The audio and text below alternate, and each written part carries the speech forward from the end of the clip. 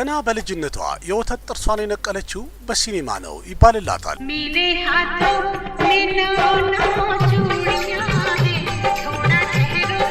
ካደገች በኋላም በህንድ ፊልም ሲኒማ ላይ እጅግ በጣም ውዷና በጣም ዝነኛዋ አክትረስ መሆን የቻለች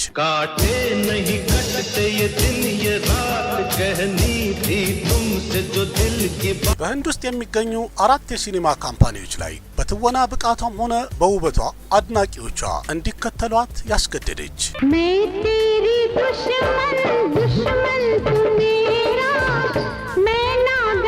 በህንድ ፊልም ሲኒማ ላይ በትወናም ሆነ በውበት ለረጅም ዓመት ተምሳሌት ሆና ያንጸባረቀች የቆየች ናት። በእያንዳንዱ የሲኒማ ካምፓኒ ውስጥ በምትሰራ ሰዓት ላይ በፊልሟ በሚሊዮን የሚቆጠሩ ሰዎች ያፈቀሯት የወደዷትና ያበዱላት አክትረስ ናት።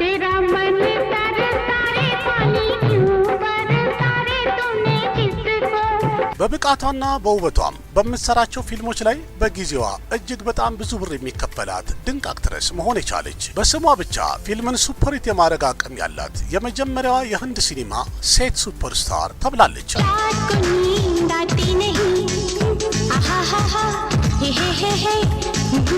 በድንገትም በታዋቂው ዳይሬክተር ቦኒ ካፑር ቤት ጥልቅ ብላ የገባችው በቤቱ ከገባች በኋላም ቀስ ብላ ተሟሙቆ የነበረው ቤቱን ሙሉ ለሙሉ አፈርሳበታለች ተብሏል። እንዴትስ አድርጋ ነው ሞና ካፑርን ከቤቷ ያስወጣቻት?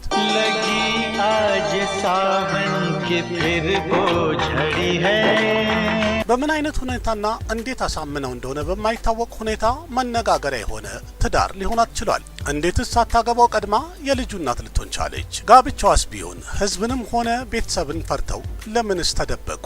ከዛም በድንገት በምን አይነት ሁኔታ ነው መታጠቢያ ገንዳ ውስጥ ሰምጣ ሞተች ሊባል የቻለው?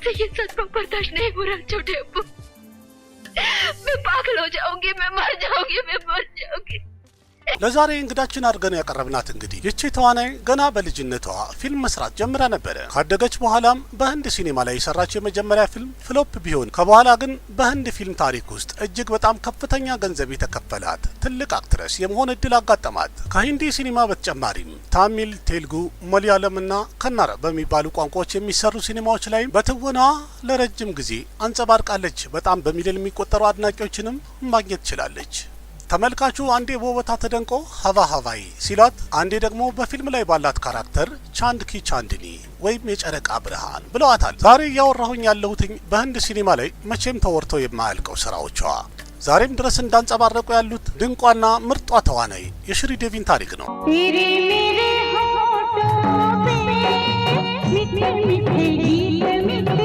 ሰላም ጤና ይስጥልኝ ቤተሰቦች፣ ይህ ቦሊውድ ፕሮፋይል የተሰኘው ፕሮግራም ነው። የቦሊውድ ተዋናዮችን ያሳለፉትን ውጣ ውረድና ችግሮችን አንድ ላይ በጥናት የምናቀርብበት ቦሊውድ ፕሮፋይል የተሰኘው ፕሮግራም መጀመሩ ነው። ቪዲዮን ላይክ አድርጋችሁ መጀመር አትርሱ። እንዲሁም ያላችሁን ሀሳብ አስተያየት በኮሜንት አስቀምጡ። በተጨማሪም ለቤቱ አዲስ የሆናችሁ ሰብስክራይብ አድርጉ። ወደ ፕሮግራሙ እንግባ።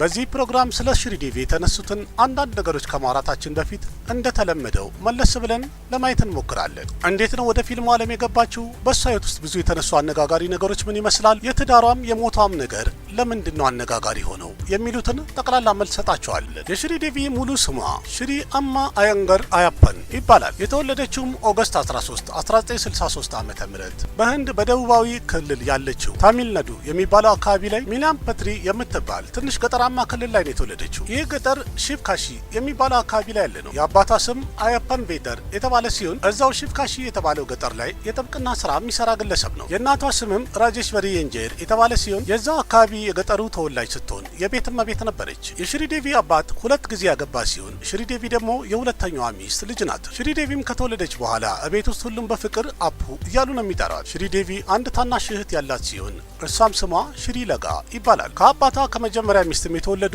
2 ወንድሞች አሏት። ሰቲሽና አነንድ ይባላል ስማቸው። ሽሪዴቪ እያደገች ከመጣች ጀምሮ ከሁለቱም ወንድሞቿ ርቃን የኖረችው ያም ደግሞ ምክንያቱ የቤተሰብ አለመስማማት ነው። የሽሪዴቪ አባቷ የታሚል ተወላጅ ሲሆን እናቷ ደግሞ የቴልጉ ተወላጅ ናት። በዛም የተነሳ ደግሞ ገና ከልጅነቷ የሁለቱንም ቋንቋዎችና ባህል በደንብ እያወቀች ነው ያደገችው። कभी तुम कहो የሚገርመው ነገር ሽሪዴቪ ከልጅነቷም ትምህርት ቤት የሚባል ሄዳ አታውቅም። ኮሌጅም የሚባል ጭራሽ ደጁ ላይ አልደረሰችም። ሁሉ ነገር ያየችው ያወቀችው የተማረችው ጠቅላላ ከሲኒማ ነው። ምክንያቱም ሽሪዴቪ የፊልም ስራ የጀመረችው ገና በ4 ዓመቷ ነበር። ገና በልጅነቷ ህፃን ተዋናይ ሆና ብዙ ፊልሞች ላይ ያገለገለች ሲሆን የመጀመሪያ ስራዋም በ1967 ለእይታ የበቃው ካንደን ከሩራይ የተባለው የታሚል ፊልም ነበረ። ያም ደግሞ አንድ ማይቶሎጂካል ሙቪ ነበረ ወይም ሃይማኖት ተኮር ፊልም ነበር። በዚህ በሽሪዴቪ የመጀመሪያ ፊልሟ ላይ ተዋናይ የነበረው በጊዜው አንጋፋ የነበረው ሺቫጂ ገሪሽን ሺቭ ኩማር የተባለው ተዋናይና ጄይ ለሊታ የተባለችው የጊዜ አንጋፋ ተዋናዮች የተወኑበት ፊልም ነበር። በፊልሙ ላይም ሽሪዴቪ የነበራት ሮል መልገን ሙርገን የተባለ ካራክተር ሲሆን በመላው አገሪቱ ላይ ተወዳጅነትን ያገኘ ካራክተር ነበር። በዛም የተነሳ ከ2 ዓመት በኋላ በድጋሚ ተመሳይ ይዘት ያለውና ራሱን ካራክተር ደግማ ተጫውታለች። ልክ በዚህ መልኩ ህፃን ተዋናይ ሆና የታሚልም የቴልጉም የመለያለምም ፊልሞች ላይ ተዋናይ ሆና ተጫውታለች። በመለያለም የሰራችው ፊልም በጣም ተወዳጅነትን አግኝቷል። ምክንያቱም ካሊዳስ ስለሚባል አንድ ታዋቂ እና ተወዳጅ አማኝ ስለሆነ ሰው የሱ ታሪክ ላይ የሚያጠነጥን ፊልም ነበረ።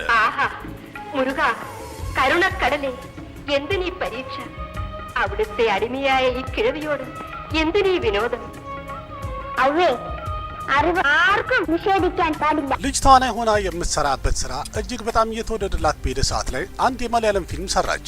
እሱም ኩክፐታ የተባለ የ1971 ፊልም ነበረ። በዚህ ፊልም ላይ በልጅነቷ ያሳየችው ትወና ተመልካቹ ፈጦ ቀረ የተባለለት ነው። በዚህ ፊልም ላይም ባሳየችው ትወና በዛ አመት ገና በልጅነቷ ምርጥ ህፃን ተዋናይ በሚል አዋርድ ተሸልማበታለች። ይህ ገና በህፃንነቷ የተሸለመችው አዋርድም ስሟን በትልቁ እንዲጠራ አደረገው። ምክንያቱም ሽልማቱን ባገኘች ሰዓት ላይ ገና 8 ዓመቷ ነበረ።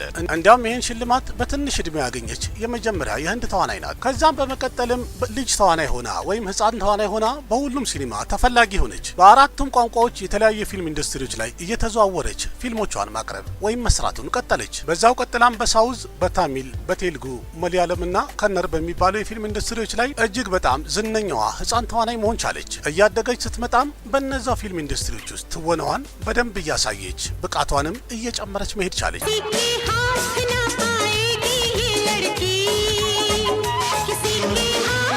በዚህ መልኩ እንግዲህ የስራ ብዛትና የነገሮች መደራረብ ሽሪዴቪ መቼም ወደ ትምህርት ቤት እንዳትደርስ አድርጓታል። እንደዛም ሆኖ ግን ሽሪዴቪ በምትጠይቅ ሰዓት ላይ በህይወቴ ምንም ቅሬታ የለኝም፣ ባልማርም ችግር የለውም፣ ከህይወቴ ተምሬያለሁ ነው መልሷ። እንዲያም ድጋሚ የመፈጠር እድል ባገኝ እኔ ራሴን ሆኜ በዚሁ ስራ በፊልም ላይ ራሴን ማግኘት ነው ፈልገው ትላለች በኮንፊደንስ። ለሽሪዴቪ ፊልምና ካሜራ ሁሉም ነገሮቿ ናቸው። በስራዋም ጠንክራ ቀጥላ ስምና ዝና እንዲሁም ስራ በላይ ያገኘች ሄደች። ለስራዋም ካላት እጅግ በጣም የላቀ ፍቅርና ክብር ስራዋን እያሳደገች እየጨመረች በመሄድ ዝናዋም እያደገ ሄደ።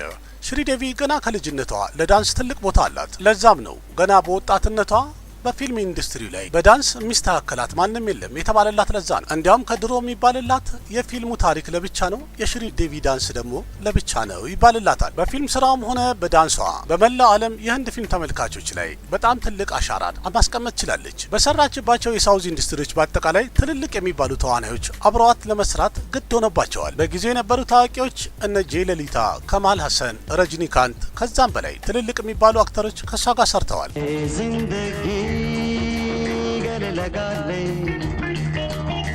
በመቀጠልም የሽሪዴቪ አንድ ፊልም ራውዲ ራኒካ የተባለ የሳውዝ ፊልም በሂንዲ ሪሜክ ተሰራ። እዚህ ፊልም ላይም ሽሪዴቪ ራሷ ነበር የተወነችው። ርዕሱንም ራኒ ሜራ ናም የሚል ነበረ። ይህን ፊልምም ዳይሬክት ያደረገው KSR ዳስ የተባለው ዳይሬክተር ነበር። ስለዚህ የሽሪዴቪ የመጀመሪያ በህንድኛ የሰራችው ፊልም በልጅ ተዋናይ ሆና ይሄ ነው የሚባለው ለዛ ነው። በመቀጠልም ከ3 ዓመት በኋላ በህንድኛ ሌላ የወጣ ፊልም ላይ ሽሪዴቪ መታየት ቻለች።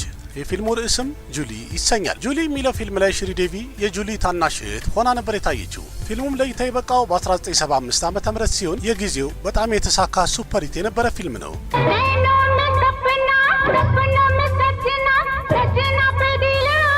በመቀጠልም ሽሪዴቪ የሰራችው የቴልጉ ፊልም ሲሆን ሶልቫ በያሲ ይሰኛል። ይህ ፊልም በጊዜው ብሎክባስተር የሆነ ነበረ። በሰዓቱ በሁሉም ቋንቋ ሪሜክ የተሰራለት ሲሆን በህንድኛም ሪሜክ ሰርተውለታል። እንዲያውም በህንድኛ የዚህ ፊልም ርዕሱ የነበረው ሶልቫ ሳቨን ይሰኛል። ፊልሙም ሪሜክ ተደርጎ የተለቀቀው በ1979 ዓ.ም ነበር። በመጀመሪያ ይህንን ፊልም እንድትሰራ በጠየቀች ሰዓት ላይ ሽሪዴቪ እምቢ ብላ ነበረ።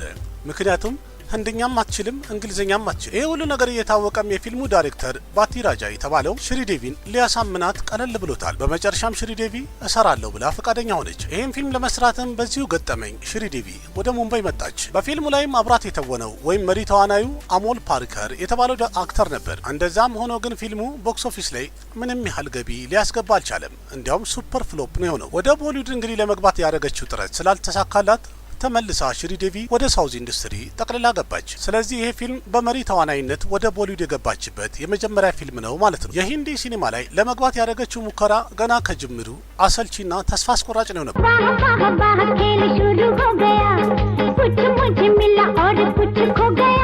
ስለዚህ የፊልም ስራዋን ሙሉ ለሙሉ በሳውዝ አድርጋ እየሰራች ባለበት ሰዓት ላይ በ1981 ዓ.ም የታሚል አዋርድ ፕሮግራም ፊልም ፌር ፕሮግራም ላይ ቤስት አክትረስ ተብላ ለመሸለም በቃች። ያ ፊልምም ሚንዱ ኮኪላ የተባለው ፊልም ነበር። በድጋሚ በአመቱ በ1982 ዓ.ም ቤስት አክትረስ አዋርድ ልታሸንፍ ቻለች። ያ ፊልምም ሙንዴን ቲራን የተባለ ሲሆን ከበኋላ በህንድኛ ሪሜክ ተሰርቶለት ሰድማ ተብሏል። የመጀመሪያ የቦሊውድ ሙከራ ባይሳካላትም ግን ከዛ በኋላም ተስፋ አልቆረጠችም። አንድ ድል ልሞክር በሚል ተነስታ በ1983 ዓ.ም ወደ ሙምባይ መጣች። ከመጣች በኋላም ተጠንቅቃ ፊልም በመምረጥ የትኛውን መስራት አለብኝ የለብኝም የሚለውን ያወቀችበት ጊዜ ስለነበረ በዛ ሰዓት ላይ የመረጠችው ሂመት ዋላ የተሰኘ ፊልም ነበር። ሽሪዴቪን በፊልሙ ላይ የምትችለውን ያህል ተጣጥራ ያላትን አቅም በአጠቃላይ አውጥታ የሰራች ፊልሙም ለእይታ በበቃ ሰዓት ላይ ቦክስ ኦፊስ ላይ ቀወጠው የተባለ ፊልም ሆነ። ፊልሙም በመላ አገሪቱ ላይ እጅግ በጣም ተወዳጅ ስለሆነ ሽሪዴቪ በአንድ ምሽት ስታር ሊያረጋት ችሏል። በሰዓቱም በገበያ ብላክባስተር የሆነ ፊልም ነበረ።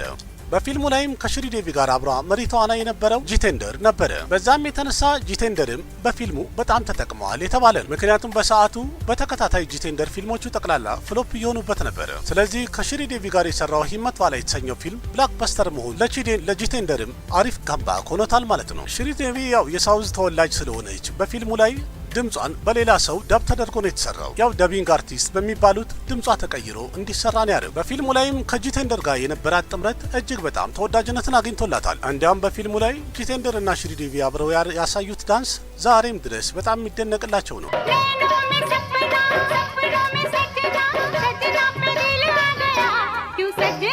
በዛ አመትም ሁለቱ 3 ፊልም አብረው ፈርመው ሰርተዋል። ጃኒ ዶስት፣ ጀስቲስ ቾድሪ እና መዋሊ የተሰኙ ፊልሞችን አብረው ሰርተዋል። እነዚህ 3ቱም ፊልሞችም ተወዳጅነትን ስላገኙላት ሽሪዴቪ በሂንዲ ሲኒማ ላይ እግሯን ጠበቅ አድርጋ ማቆም ቻለች። ተመልካቹም እጅግ በጣም እየወደዳትና ክብር እየሰጣት ሄደ። በሂንዲ ሲኒማ ላይ ስምና ክብር እያገኘች ሰዓት ላይ በሄደችበት ሰዓት ላይ የሳውዙንም ሲኒማ አልተወችም ነበር። በስራም ጠንክራ ቀጥላ በደንብ እያንጸባረቀችና እየጎላች ስትሄድ በህንድ ሲኒማ ላይ ልክ እንደ መብረቅ ብልጭ ታዋን እያሳየች መብረቅ ናት ሁሉ ተብላለች። በመቀጠልም ከጂቴንደር ጋር ቶታ የሚል ፊልም ሰራች።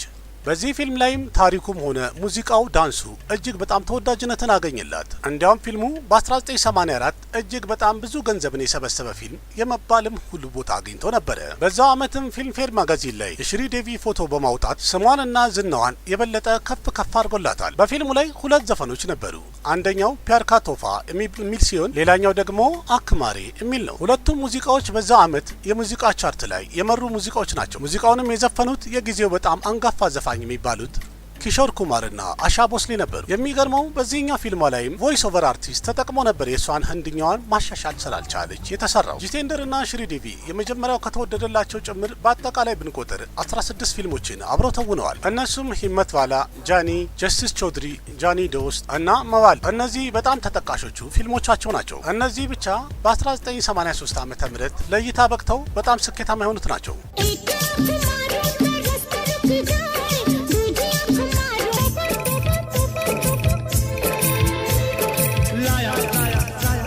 ሽሪዴቪ ከዳርሜንድራ ጋር የሰራችውን ያህል ከልጁ ከሶኒ ዶል ጋርም አብራ የመስራት እድል ያጋጠማት ብቸኛ አርቲስት ናት። እንዲያውም በሰዓቱ ከአባት ጋርም ከልጅ ጋርም አክትረስ ሆና የሰራች ብቸኛው አክትረስ ናት ተብሎላታል። ከሶኒ ዶል ጋር የሰራቻቸውን ብናይ ሰልተነት፣ ቻልባዝ፣ ኒጋሄ እና ጆሺሌ ተጠቃሾቹ ናቸው። ከአባቱ ከደርሜንድራ ጋር ናካበንዲ፣ ፈሪሽቴ፣ ወተን ኪ ረክቫላ እና ሱኒ በርሶሃጋ የተሰኙት ፊልሞች ጥቂት ተጠቃሾቹ ፊልሞቻቸው ናቸው። እነዚህ እጅግ በጣም ስኬታማ የነበሩ ፊልሞቻቸው ለማለት ነው።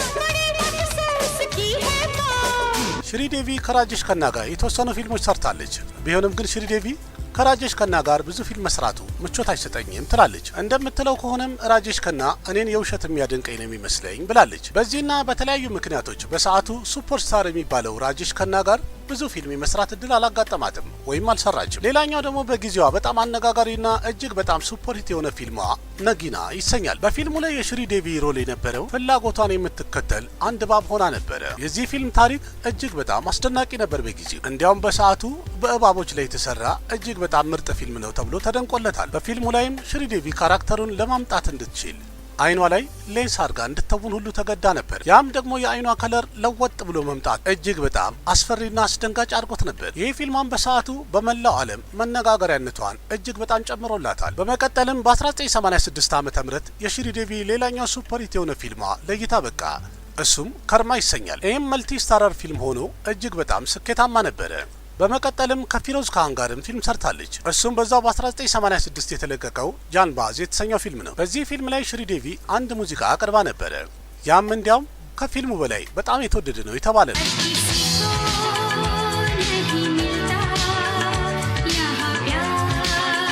ሆኖም በ1986 የሰራቻቸው ሁለቱም ፊልሞቿ ቦክስ ኦፊስ ላይ ብላክባስተር ሆነውላታል። በቀጣይም 3 ዓመታት ሽሪ ዴቪ በህንድ ሲኔማ ላይ አሉ የተባሉ ትልልቅ አክተሮች ጋር አብራ ፊልም ሰርታለች። በፊልሙ ላይም ከነሱ ጋር የምታሳያቸው የፍቅር ግንኙነቶች ወይም ሮማንሶች በጣም ተወዳጅነትን ያገኙ ናቸው። በሰዓቱ በህንድ ሲኔማ ላይ ትልልቅ የሚባሉ አክተሮች ራጀሽ ከና፣ ቪኖድ ከና፣ ደርሜንድር፣ አሚታብ በቸን፣ ሸትሩ ሲንግ ሲና፣ ጂቴንደር እና ሪሺ ከፑር የመሳሰሉ ትልልቅ አክተሮች ጋር አብራ ብዙ ፊልም ሰርታለች። በመቀጠልም በሰማኒያዎቹ ደግሞ ሚቱ ቸክሪቦርቲ፣ ሶኒ ዶል፣ አኒል ከፑር እና ጄኪ ሽሮፍም አብረዋት ሰርተዋል። በ90ዎቹ ደግሞ ብናይ ሻሩክ ካን፣ አክሼ ኩማር፣ የሰልማን ካህንም አክትረስ በመሆን በፊልሙ ወይም በሲኒማው ዓለም ላይ በደንብ አንጸባርቃለች። ግን እንደዛም ሆኖ ከሰንጀይ ደት ጋር ብዙ ፊልም አልሰራችም። ምክንያቱም ደግሞ ሂመት ባላ የሚለውን ፊልም በምትሰራ ሰዓት ላይ ሰንጀይ ደት በውበቷም ሆነ በትወናዋ በጣም አሽፎባት ነበር። ያም ደግሞ የቀረጻ ቦታው ላይ ወይም ፊልሙን እየሰራች በነበረ ሰዓት ላይ ሰንጀይ ደት ጠጥቶ ሰክሮ ነበር የደረሰው። ይህን ነገርም ስታይ ያልጠበቀ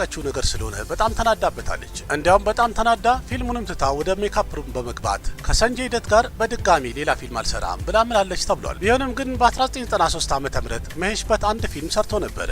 ያ ፊልምም ርዕሱ ጉምራህ ይሰኛል። በዚህ ፊልም ላይ ሰንጀይ ደትና ሽሪ ዴቪ አብረው መስራት ችለዋል። እንደተባለው ከሆነ እስከ መጨረሻው ሰዓት ድረስ ወይም ወደ ቀረጻ እስከምትገባ ድረስ በፊልሙ ላይ ሰንጀይ ደት አክተር መሆኑ አልተነገራትም ነበር። ስለዚህ ከመጀመሪያም ለመሄሽበት ይህን ፊልም ሰራለሁ ብላ ቃል ገብታ ስለነበረ ለቃሏ ስትል ይህን ፊልም ጨርሰዋለች ተብሏል። እንደዛም ሆኖ ግን ፊልሙ ቦክስ ኦፊስ ላይ ሱፐር ሂት ሆኖ ነው ያለፈው። እጅግ በጣም የተሳካ ፊልም ነበር። በመቀጠልም ያስቾብራ አንድ ፊልም አዘጋጀ። ያ ፊልምም ቻንድኒ የተባለ ነው። በዚህ ፊልም ላይ ያስቾብራ ሽሪ ዴቪን በተለየ መልክ ነው ያቀረባት። በፊልሙ ላይ የሽሪ ዴቪ ልብስም ሆነ ስታይሏ በተመልካቹ እጅግ በጣም የተወደደ ነበር። በፊልሙ ላይ ሽሪ ዴቪ የለበሰቻቸው ልብሶች በሰዓቱ የነበሩ ሴቶች በአጠቃላይ እጅግ በጣም የወደዱትና መልበስ የሚፈልጉት ልብስ መሆን ችሎ ነበር። ልብሱ እጅግ በጣም ተወዳጅና ፌመስ ከመሆኑ የተነሳ ሊላ ናንሩ የተባለች አንድ ዲዛይነር የሆነች ግለሰብ ድሊ ውስጥ ቻንድኒ በሚል ስም ሾውሩም ከፍታ ነበር። የፊልሙ ሙዚቃማ ዛሬም ድረስ ሴቶች በደንብ የሚያንጎራጉሩት የሚወዱት ሙዚቃ መሆን ችሏል። እርግጠኛ ነኝ የተለያዩ ፊልሞች ላይም እንደ ማጀቢያ ይሄን ሙዚቃ ሲያስገቡት ሰምታችሁት ይሆናል። እስቲ አድምጡ። ሚሌ ሃቶ በአጠቃላዩ ብናይ እንግዲህ ሽሪ ዴቪ ከ300 በላይ ፊልሞችን የሰራች ሲሆን በ80ዎቹና በ90ዎቹ እጅግ በጣም ብዙ ብር የሚከፈላት ውድ አክትረስ ሆና ነው የከረመችው። በትወናውም ይሁን በውበቷ እያንዳንዱ ፕሮዲውሰርና ዳይሬክተር በአጠቃላይ በጣም የሚወዳትና ሁሌ የሚፈልጋት ተዋናይ ነበረች። የቦሊዱ ቢግ ቢ የሚባለው እጅግ በጣም ዝነኛው አክተር አሚታብ በቸን ከሱ ጋርም ሰርታለች ብዙ ፊልሞችን። አክሪ ራስታ፣ ሁዳ ገባ እና ኢንቅላብ የመሰሉ የተለያዩ ፊልሞችን ሰርታለች። እንዲያውም አክሪ ራስታ የሚለው ፊልም ላይ የሽሪ ዴቪ ህንድኛዋን ደብ ያደረገችው ሬካ የተባለችው አክትረስ ናት። ምክንያቱም መጀመሪያ እንዳልኳችሁ ህንድኛዋ በጣም ደካማ ስለሆነ ለፊልም አይመጥንም ተብሎ በሬካ ሪፕሌስ ተደርጓል ወይም ቮይስ ኦቨር ተሰርቶለታል። በእርግጥ ከዛ ሌላ ሌሎች ፊልሞቿ ላይ ቮይስ ኦቨር አርቲስት የምትባለው ታዋቂዋ ናርኪ ነበር የሰራችላት።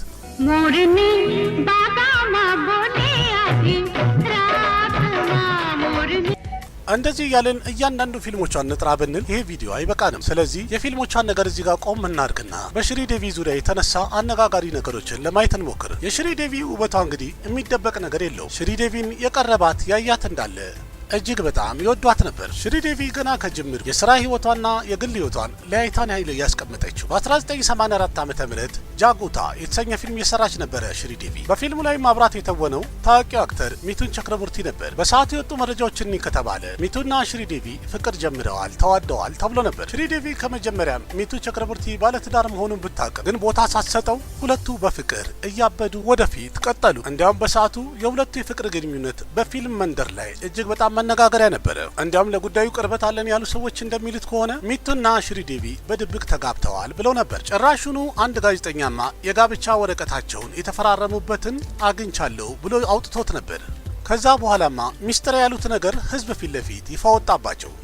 በዛም የተነሳ እጅግ በጣም የተወቀሱና ስማቸው የጠፋ ሲሆን ይሄ ነገርም የሚቱ ቸክረበርቲ ሚስት ጋር በደረሰ ሰዓት ላይ እጅግ በጣም ግራን የተጋባችው። ምክንያቱም ባለቤቷ ምን እያደረገ እንዳለ መለየት አቃታት። በዛም የተነሳ ራሷን ለማጥፋት ሁሉ ሞክራለች ተብሏል። ምክንያቱም እሷ ከሚቱ ቸክረበርቲ በምንም ሁኔታ መለየት አትፈልግም ነበር። ስለዚህ በመጨረሻም ሚቱ ቸክረበርቲ በባለቤቱ በዮጊታ ባሊ ጫና ሊደርስበት ቻለ። ስለዚህ ሽሪዴቪን ሙሉ ለሙሉ በመተው ወደ ባለቤቱ ፊቱን አዞረ። በዛም የተነሳ ሚቱ ቸክረበርቲ ሽሪዴቪ ባለችበት ላለመድረስም ቃል ገብተዋል ተብሏል። तो दीवाने इतनी दूर एक दूसरे के बगैर कैसे जिएंगे? अल्लाह, हजारों रातें हजारों दिन मेरे बादशाह के बगैर। रब्बा, ये तूने क्या किया? ከሚቱ ከተለየች በኋላ ሽሪዴቪ ቀጥ ብላ ስራዋን እየቀጠለች ነው ሄደችው። በሽሪዴቪ ህይወት ላይ የሚፈጠሩ አወዛጋቢ ነገሮች ትንሽ ጋባሉ በተባለበት ሰዓት ላይ በ80ዎቹም በ90ዎቹም በጣም ታዋቂ የፊልም ዳይሬክተር የሆነው ቦኒ ካፑር ሽሪዴቪን ቀደም ብሎ የታሚል ፊልም ላይ አይቷት ነበር። በዛም የተነሳ ፊልሙ ላይ ገና እንዳያት በመጀመሪያ እይታ አፍቅሯት ነበር። ስለዚህም በሰዓቱ ቦኒ ካፑር ከሪሺ ካፑር ጋር አንድ ፊልም እየሰራ ነበረ። ለዛም ደግሞ አንድ አክትረስ ታስፈልገው ነበር። ቀደም ብሎ አይቷት ስለነበረ ሽሪዴቪን ፍለጋ እቤቷ መድራስ የሚባለው አካባቢ ድረስ በመሄድ ተገደደ። ቢሆንም ግን ቤቷ ቢሄድም እሷን ሊያገኛት አልቻለም። ምክንያቱም በቀረጻ ጉዳይ ከህንድ ወጣ ብላ ነበር። እንደሚባለው ከሆነ በሰዓቱ በደቡብ የህንድ ሲኒማ ውስጥ ከፍተኛ ክፍያ የሚከፈላት ሰዓት ነበረ። በዛውም በሄደበት የተነገረው የክፍያዋን ነገር ወይም ዋጋዋን ሰምቶ ነበር የመጣው። ይህን ነገር ከሰማ በኋላም ፊቱን አዙሮ ቀጥታ ወደ ሙምባይ ነው ሄደው። ከዛ በኋላም ከረጅም ዓመት በኋላ በ1986 ዓመተ ምህረት ቦኒ ካፑር አንድ ፊልም እየሰራ ነበር። ያ ፊልምም ሚስተር ኢንዲያ ይባላል። በፊልሙ ላይ ወንድሙ አኒል ካፑር የሚተውንበት ፊልም ስለሆነ አንድ አክትረስ ያስፈልገው ነበር። የዛኔም ሽሪዴቪ ትዝ አለችው። ስለዚህ ቀጥ ብሎ ወደ ቤቷ ሄደ። በአሁኑ ተሳክቶለት ሽሪዴቪን ሊያገኛት ችሏል። ያቺ በፊልም ላይ አይቷት በጣም የወደዳት ልጅ በአካል ባያት ሰዓት ላይ ልቡን ሊሰጥ ጊዜ አልፈጀበትም። በጣም ነው ያፈቀራት። በዛ ሰዓት ላይ የሽሪዴቪ ክፍያዋ 800,000 የህንድ ሩፒ ነበር። በሰዓቱም የሽሪዴቪ ማናጀር ሆና የምታገለግለው እናቷ ነበረች፣ ወይም ሁሉ ነገር የምትከታተልላት እሷ ነበረች። ስለዚህ ቦኒ ካፑርን በጠየቀ ሰዓት ላይ 1 ሚሊዮን የህንድ ሩፒ ከከፈልካት ትሰራለች ብለዋለች። ያም ማለት በዛ ሰዓት ላይ እጅግ በጣም ትልቅ ገንዘብ ነበረ፣ ወይም ትልቅ ክፍያ ነው። ቦኒ ካፑር ከጅምሩ ሽሪዴቪን በጣም ወዷት ስለነበረ ለዚህ ፊልም 1 ሚሊዮን የህንድ ሩፒ ከጠየቅሽኝ እኔ 100,000 ጨምሬ 1 ሚሊዮን 100,000 ከፍላለሁ ብሏል። ከዛም ተስማምተው ለቀረጻ ቀኑን መቁረጥ ችለዋል።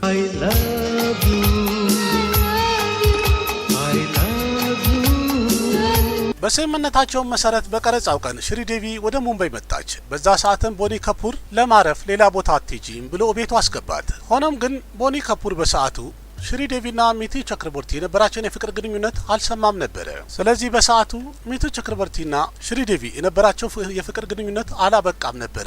ሚቱ ቸክረበርቲ ደግሞ ሽሪዴቪ የቦኒ ካፑር ቤት መኖሯ ሊመቸው አልቻለም። በዛም የተነሳ ከዛ ወጥታ ወደ ሆቴል ገብታ እንድትኖር ሚቱ ቸክረበርቲ ሁልጊዜ ጨቃጨቃት ነበር። ቦኒ ካፑር ደግሞ ለሽሪዴቪ በጣም ይጨነቅላት ነበር። እንክብካቤውም እጅግ በጣም የበዛ ነበር። ይህ ነገርም በጣም በዝቶ በሚታይ ሰዓት ላይ ሚቱ ቸክረበርቲ ጉዳዩ አልተዋጠለትም። እንዲያውም ውስጥ አዋቂዎች እንደሚሉት ከሆነ ሁለቱ ባረጉት ጭቅጭቅ በመጨረሻም ሚቱ ቸክረበርቲ እኔን ማሳመን ከፈለግሽ ለቦኒ ካፑር ራኪ ሰሪለት ወንድም አርጊው ብሏታል ተብሏል። እሱም ያለውን ነገር እንግዲህ ለማሳካት ስትል ወይም ንጽህናዋን ለማሳየት ስትል ሽሪዴቪም ለቦኒ ካፑር ራኪ ያስራለታለች። ማለትም ወንድምና እህት ሆኑ ማለት ነው። እንዲያውም ጨምረው መረጃው እንደሚለው ለቦኒ ካፑር ራኪ በምታስርለት ሰዓት ላይ የቦኒ ካፑር ባለቤቱ ሞናም ፊት ለፊት አይታለች ተብሏል። ከዛም ይሄ ነገር እየቆየ ለረጅም ጊዜ ሄደ።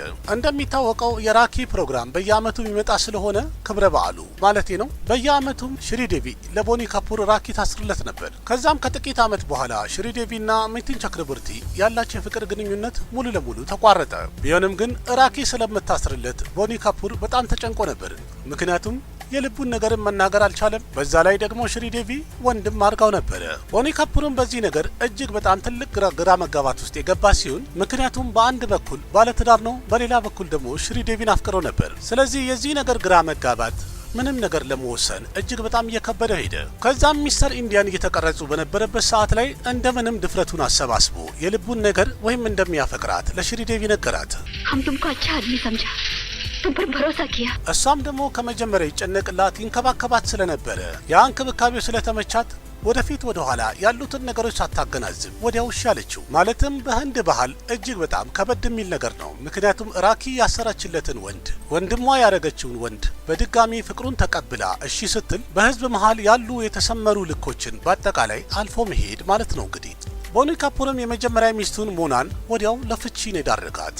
ስለዚህ በ1997 ዓ.ም ቦኒ ካፑር ሽሪዴቪን አንድ መንደር ውስጥ የእምነት ቦታ በመሄድ አገባት። ሞና ማለት እንግዲህ ሽሪዴቪን ቤቷ ውስጥ እንድትኖር የፈቀደችላት ሴት ነበረች። ግን በመጨረሻም ሽሪዴቪ የሷኑ ቤቷንም ትዳሯንም አፍርሳባታለች። ሁለቱ ከተጋቡ በኋላ እጅግ በጣም ትልቅ አወዛጋቢ ነገር ውስጥ ነው የገቡት። ምክንያቱም ሽሪዴቪን በጣም የሚያደንቋት የነበሩ ሚዲያዎች በአጠቃላይ ለመጀመሪያ ጊዜ የሰው ትዳርን ያፈረሰች ቤት አፍራሽ ብለው ስም ሰጧት። ውዝግቧ ወይም ችግሯ በዚህ ያበቃ አይደለም። እንዲያውም እንደሚባለው ከሆነ ሽሪዴቪ ከጋብቻ በፊት አርግዛ ነበር ተብሏል። ጋብቻቸውም በችኮላ አንድ የእምነት ቦታ ሄደው ያደረጉትም ምክንያቱ እርግዝናዋ ነው ተብሏል። እንዲያውም እንደሚባለው በጋብቻ ሰዓት ወይም ሰርጋቸውን በፈጸሙ ሰዓት ላይ ሽሪዴቪ የ6 ወር ነፍሰ ጡር ናት ብለዋል። ጃንቪ ካፑር ማለት እንግዲህ በዛ ሰዓት ላይ ወይም በጋብቻ ሰዓት ላይ ሆድ ውስጥ የነበረችው ሕፃን ነች ማለት ነው። ሽሪዴቪና ቦኒ ካፑር ሁለት ልጆች የወለዱ ሲሆን የመጀመሪያ ልጃቸው ጃንቪ ካፑር ትባላለች። ሁለተኛዋ ልጃቸው ደግሞ ሁሺ ካፑር ትባላለች።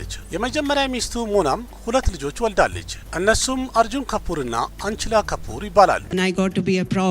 That too twice. I'll make them proud of the movies I do. በ1997 ዓ.ም ለእይታ የበቃው ጁዳይ የሚለውን ፊልም ከሰራች በኋላ ሽሪዴቪ ለ15 ዓመት በምንም ፊልም ላይ አልታየችም ወይም ርቃ ነበር ከሲኒማው። ይህን ሁሉ ዓመት ሙሉ ለሙሉ ጊዜዋን ለቤተሰቧ የሰጠችበት ጊዜ ነበር። ከዛም ከ15 ዓመት በኋላ በድጋሚ ካምባክ ያደረገችበት ፊልም የ2012ቱ ኢንግሊሽ ቪንግሊሽ የተባለው ፊልም። በዚህ ፊልም ላይም የተሰባበረ እንግሊዝኛ ስትናገር ነው የታየችው። ሽሪዴቪ ከሲኒማ ፊልሞች በተጨማሪ ቲቪ ላይም ታይታለች። ከነዛ መሃል እጅግ በጣም ስመጥር የሆኑ ሆስት ያደረገቻቸው የቴሌቪዥን ፕሮግራሞች ደስካደም፣ ጂና ኢስካናምሄ የተሰኙትና ሌሎቹም በጣም ስመጥር ናቸው። ሽሪዴቪ እንግዲህ ቀደም ብዬ እንደተናገርኩት ትምህርት ቤት ገብታ አታውቅም። ቢሆንም ግን ኤዥያን አካዳሚ ኦፍ ፊልም ኤንድ ቴሌቪዥን የተሰኘ ቦርድ ኦፍ ዳይሬክተር ሆና ነበር። በዚህ አካዳሚ በጣም ብዙ ወጣቶች ይማራሉ። እንደሚታወቀው ሽሪዴቪ በህንድ ሲኒማ ውስጥ ወይም በፊልሙ ዓለም ላይ ከ300 ፊልሞች በላይ ሰርታለች። እንደዛም ሆኖ ግን ስትጠየቅ እምቢ ያለቻቸውን ብዙ ፊልሞች አሉ። ከነዛ መሃልም ሸክቲ ዘ ፓወር ሻሩካን እና ናና ፓትከር ያሉበት ፊልምን ሸክቲን እምቢ ብላለች። ካሚያብ፣ ሆሺያር፣ ሁትገርዝ፣ ቪጄይ፣ አቢመኒው፣ አጁባ፣ ሌኪን፣ ቤታ፣ ደር፣ አይና፣ ባዚገር፣ መሆራ፣ አንጃም፣ ዲልቶ ፓገልሄ፣ ያዴ እና ባግባን የመሰሉ በጣም ዝነኛና ስኬታማ የነበሩ ፊልሞችን አልሰራም ብላ አልፋለች። दुनिया भूल सकती है बाबा, लेकिन जो कुछ भी हुआ वो मैं नहीं भूल सकती। ሽሪዴቪ በስራ ዘመኗ ላሳየችው ምርጥ ትወና በአራቱም ቋንቋዎች ጥሩ የሚባሉ ትልልቅ ሽልማቶችን አግኝታለች። በ1989 ለእይታ የበቃው የታሚል ፊልም ሚንዱን ኮክላ ለተሰኘው ፊልም ፌር ቤስት አክትረስ አዋርድ ተሸልማበታለች። በ1990 በሂንዲ ለሰራችው ጃልባዝ ለተሰኘው ፊልምም ቤስት አክትረስ አዋርድ ተሸልማለች። ፊልምፌር በቴሉጉ ሲኒማም ቤስት አክትረስ አዋርድ ፊልምፌር ብዙ ሽልማቶችን አንስታለች። በ1991 ለምሄ ለተሰኘው ፊልምም ቤስት አክትረስ አዋርድ ፊልምፌር ተሸልማለች። ከነዚህም በተጨማሪ ነጊናና ሚስተር ኢንዲያ በሚለው ፊልም ላይ ፊልምፌር አዋርድ ተሸልማባቸዋለች። ከፊልምፌር ሌላም ፐድመሽሪ አዋርድም ከህንድ መንግስት በመሸለም ክብር አግኝታለች። በ2017ም ቢሆን ከህንድ ጠቅላይ ሚኒስትር ቢሮ የሚሰጠውን በጣም ትልቁን አዋርድ አግኝታለች። በ2018 ሽሪዴቪ የእህቷ ልጅ ሰርግ ስለነበረ ሞሂት ባርባ የተባለው ልጅ የእሱን ሰርግ አቴንድ ለማድረግ ወይም ለመገኘት ወደ ዱባይ ሄደች። እዛም ከቤተሰቧ ጋር አንድ ላይ ሆና ለጥቂት ቀን በደስታ ጥሩ ጊዜ ያሳለፈች ነበር። እንደተባለው ከሆነ አመሻሽ ላይ ሽሪዴቪ ለመታጠብ ብላ ወደ ሻወር ቤት ገባች። እዛ ሆቴል ላይም ከሷ ጋር አብረው ልጇም ጃንቪ ካፑር እና ባሏ ቦኒ ካፑርም አብረዋት ነበሩ። ከሻወር ታጥባ ትመጣለች ብለው እየጠበቋት በነበረ ሰዓት ላይ ሻወር ገብታ ረጅም ሰዓት ፈጀች። ከዛም ነገሩ ግር ስላለው ቦኒ ካፑር ተነስቶ ወደ ሻወር ገባ። ከገባ በኋላ ያየው ነገር ግን እጅግ በጣም አስደንጋጭ ነበረ። ምክንያቱም ሽሪዴቪ መታጠቢያ ገንዳ ውስጥ ሰምጣ ነበር የተገኘችው። ማለትም ገብቶ ባገኛት ሰዓት ሬሳዋን ያገኘው ሞታ ነበረ። ማለትም እቺ ትልቁ አክተርና ዝነኛው አክትረስ ሽሪዴቪ በእንደዚህ ቀልድ በሚመስል ሁኔታ ዓለምን ተሰናብታ ሄደች። የዱባይ ፖሊስም ሬሳዋን ወስዶ የመረመረና ጉዳዩ ምንነቱን ለማጣራት የሞከረ ሲሆን ሽሪዴቪ ቀደም ብላ ብዙ መጠጥ የጠጣች ስለሆነ በዛ የተነሳ ውሃ ውስጥ ሰምጣ ሞታለች ብሏል። በመጨረሻም ፌብሩዋሪ 28 2018 ዓ.ም ላይ የሞቷ ምክንያት ይሄ ነው ብሎ የዱባይ ፖሊስ የገለጸና ኬዙን የዘጋ ሲሆን በዛው ምሽትም ሙሉ ቤተሰብ አንድ ላይ ሬሳዋን ይዞ ወደ ህንድ ወደ ሙምባይ የመጡ ሲሆን ከዛም ከ2 ቀን በኋላ የቀብር ስነ ስርዓቷ ወይም የሽኝት ፕሮግራም ተዘጋጅቶ እጅግ በጣም ከፍተኛ ቁጥር ያለው ህዝብ በመውጣት በድንጋጤም በአስገራሚ ሁኔታ ሬሳዋን ለመጨረሻ ጊዜ ሁሉም ተሰናብቶ ሸኝቷታል። ወደማይቀረው ጉዞ ሄዳለች። በሰዓቱ የታየው ግርግርና የህዝብ ብዛት እስካሁን ድረስ የማንም ሬሳ ሲሸኝ ይህን ያህል ህዝብ ብዛት አልታየም ነበረ። በመጨረሻም የተቃጠለው የሬሳዋ አምድ ወደ ታሚልናዱ በመውሰድ ወደ ውሃ ውስጥ አፍሰውታል። ይቺ ተወዳጇና በጣም ተፈቃሪ የነበረችው እጅግ በጣም የምትደነቀዋ የመጀመሪያ የህንድ ሲኒማ ሴት ሱፐርስታር የተባለችው ሽሪዴቪ በመጨረሻም ፌብሩዋሪ 24 2018 ዓ.ም ይችን ዓለም ተሰናብታ በሞት ተለይታለች። ከዛም በኋላም የህንድ መንግስት እንግሊዝ ውስጥ የሚገኘው ማዳም ቱሳድ የሚባለው ሙዚየም ውስጥ በጣም ታዋቂ ሙዚቃዋ ሀቫ ሀቫይ የሚለው ላይ የለበሰችውን ልብስ አድርገው ከሰም የተሰራ ሐውልት አቁመውላታል። ሽሪዴቪ ይችን ዓለም በሞት ተለይታ ብትሄድም በስራዎቿ፣ በትወናዋ፣ በቁንጅናዋ ሁል ጊዜ ወደፊትም ቢሆን ትታወሳለች። በአድናቂዎቿ ልብ ውስጥም በስራዎቿ ሁል ጊዜ ታብባለች። የህንድ ሲኒማ እስካለ ድረስ የሽሪዴቪ ስምም አብሮ የሚጠራ እጅግ በጣም ዝነኛዋና ትልቋ ተዋናይ ተብላ ትጠራለች። በአሟሟታ ዙሪያ ላይ ባሏን እየወቀሱ እጅግ በጣም ብዙ ነገር የሚያወሩ ቢሆንም ግን የእሱን አንደበት ብትሰሙ መቼም አታምኑ። ምክንያቱም የህይወትን ረጅም ክፍል አብረው ከኖሩ በኋላ የሚገልበት ምንም ምክንያት አለ ብዬ አላስብም። የገንዘብ ነገር ከሆነ እሱ ራሱ በስራው ሰርቶ የሚያገኘው እጅግ በጣም ከፍተኛ ገንዘብ ያለው ትልቅ ፕሮዲውሰርና ዳይሬክተር ነው። ይህን ያህል አፍቅሯት እንደዚህ ተቸግሮ ያገባትን ሴት ለገንዘብ ብሎ ይገላል ማለት ዘበት ነው። በእርግጥ ሚዲያ ነገሩን እያነሳና እያገናኘ ሲያወራ እውነት ሊመስል ይችላል። አትሸወዱ አይደል? ስለዚህ እንግዲህ እኔም በሽሪዴቪ ላይ ያዘጋጀሁትን ቪዲዮ ሳጠናቅቅ ፈጣሪ ነፍሷን በሰላም ያሳርፈው እላለሁ። ውድ ቤተሰቦች በሽሪዴቪ ታሪክ ላይ አንስተን በጣም ብዙ ነገሮችን ተጫውተናል። የዛሬን ፕሮግራም እንዴት አገኛችሁት? ያላችሁን ሀሳብ አስተያየት በኮሜንት ጻፉልኝ። እስቲ ስለ ሽሪዴቪ አንስቼ በማወራ ሰዓት ላይ የረሳሁት ያለፈኝ የዘለልኩት ነገር ካለ እናንተም በኮሜንት እንድጨምሩልኝ እጋብዛችኋለሁኝ። እኔ አቅራቢያችሁ ቃሲም መካ ነበርኩኝ። በሌላ ቪዲዮ በድጋሚ እስከምንገናኝ ደህና ሁኑ። ባባይ